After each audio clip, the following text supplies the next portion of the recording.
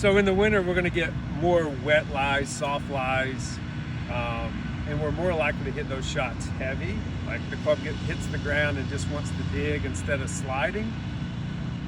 So we'll talk a little bit about bounce on the wedges, and then some options we have to kind of help us not hit it heavy.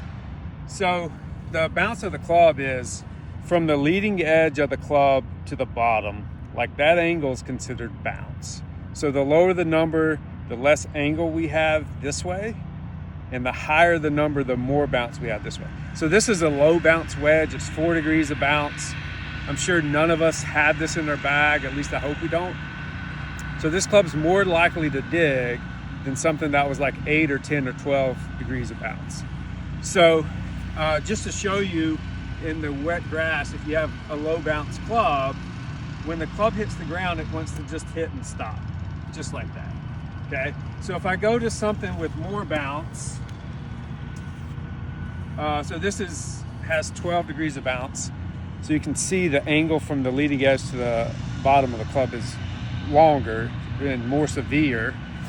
So when this hits the ground, it's more likely to skip, okay?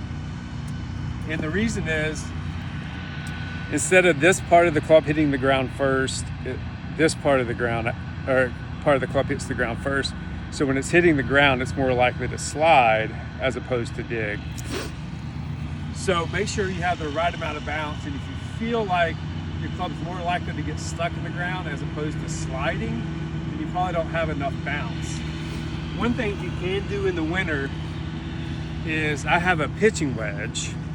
If I take the pitching wedge and open it up, you can see from the leading edge to the bottom, I have a lot of bounce on the club now. And when I open that up now, the pitching wedge turns into more like a gap wedge or a sand wedge. So when I open it, I have the same loft as I would on a sand wedge or gap wedge, but I have more bounce than I would have. And so that club's never gonna dig. It's just gonna slide across. So if I go ahead and hit that shot in the wet turf with the face open,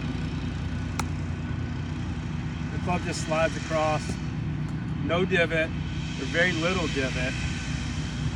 This one's sitting down in the mud.